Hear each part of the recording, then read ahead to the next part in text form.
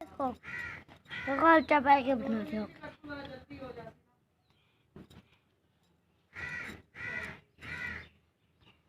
अस्सलामुअलैकुम। कैसी है मेरी यूट्यूब की प्यारी सी फैमिली। दुआ करती हूँ और उम्मीद करती हूँ कि आप सब लोग खैर खैरियत से होंगे। जी अल्हम्दुलिल्लाह हम भी ठीक हैं। और आज आप देखें हमारा नाश्ता हो रहा है। एक तो लकड़ियों पे हम पका रहे हैं क्योंकि गैस नहीं था और रात को भी गैस नहीं था, तो इसलिए हमने आटा गूंद कर तंदूर से रोटी लगवा ली थी।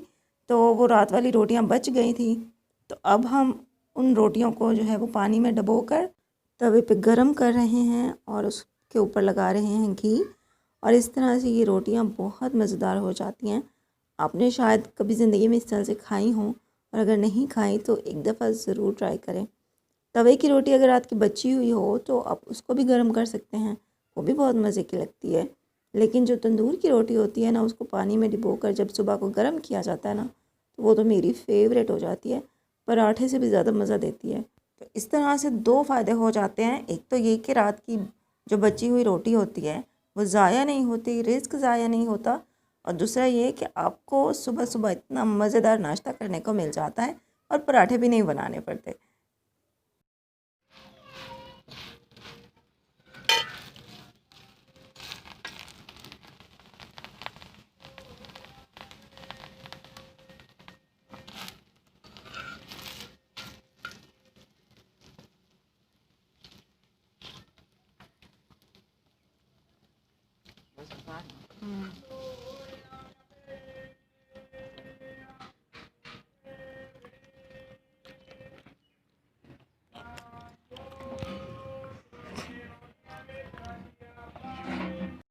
चाय के साथ भी बहुत मज़ेदार लगती है, और अगर आप सालन के साथ खाना चाहें तो वो भी आप खा सकते हैं, आपकी मर्ज़ी है।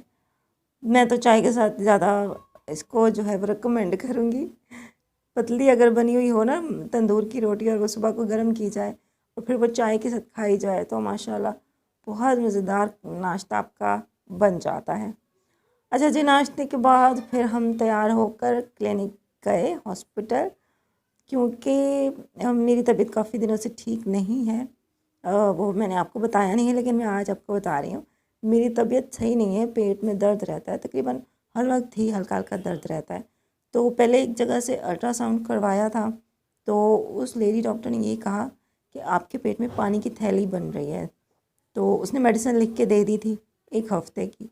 1 हफ़्ते की मैंने खा ली, लेकिन जब तक मेडिसिन चल रही थी तो दर्द मेरा सही था। लेकिन जैसे ही मेडिसिन फिर मैंने ख़त्म कर दी खानी, क्योंकि उसने कहा था 7 दिन ही खानी है। तो 7 दिन के बाद फिर जब मैंने छोड़ दी तो हल्का हल्का पेन जो है ना वो फिर से शुरू हो गया। तो फिर मुझे ख़तरा लग रहा है कि कहीं अभी तक वो मसला जो पानी की थैली कही थी डॉक्टर ने, वो अभी तक मतलब सही नहीं हुई शायद, क्योंकि पेन रहता है मुझे अभी भी। तो उसी का चेकअप करवाने जो है फिर मैं आज आई हुई हूँ। तो नाश्ता आपको पता है हमने लकड़ियों पर बनाया था, तो उस वजह से फिर हम लेट भी हो गए। और ये जो डॉक्टर है ये फिर नंबर लगाकर इस तरह से नंबर लाइन से पेशेंट्स को अंदर बुलाती है। तो हम क्योंकि देर से पहुँचे तो हमें नंबर भी थोड़ा लेट मिला, तो अभी इसलिए हमारा नंबर नहीं आया, हम इंतज़ार कर रहे हैं। तो एक साइड पे उन्होंने लॉन बनाया हुआ है कि अगर कुछ यहाँ पे अगर इंतज़ार करना चाहते हैं तो यहाँ पे भी इंतज़ार कर लें, वरना दूसरी साइड पे जो है वो चेयर्स भी लगी हुई हैं, कुछ लोग वहाँ बैठ के इंतज़ार कर रहे हैं। तो आहा जरा मी तो फिर लॉन में चले गए। माल्टे के दरख्त वहाँ लगे हुए थे, तो आज वो देखता रहा, इंजॉय करता रहा। लेकिन हमारी बारी अभी नहीं आई थी।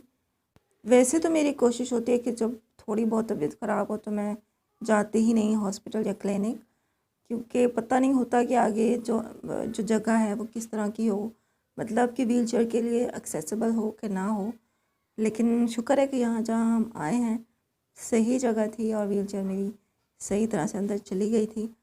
हुकूमत को चाहिए कि कुछ ऐसे अस्पताल, चलो ज़्यादा नहीं तो एक अस्पताल एक शहर में ऐसा बना दें जहाँ पर डिसेबल पर्सन जो होते हैं, जो माजूर लोग होते हैं, वो जा सकें, जहाँ पे व्हील चेयर के लिए हर तरह से आसानी हो, कि मरीज़ जो है वो बआसानी अल्ट्रासाउंड के जो बेड होता है वहाँ तक पहुँच जाए, व्हील चेयर वहाँ तक चली जाए। क्योंकि अक्सर ऐसी जगहों पर भी हम जाते हैं कि जहाँ पे पहली दफ़ा हम गए होते हैं, पता नहीं होता कि वहाँ पे जगह कैसी होगी, लेकिन जाकर पता चलता है कि जहाँ अल्ट्रासाउंड होना है वो बेड बहुत ही इस छोटी सी जगह पे होता है और वहाँ पे व्हीलचेयर नहीं जा सकती।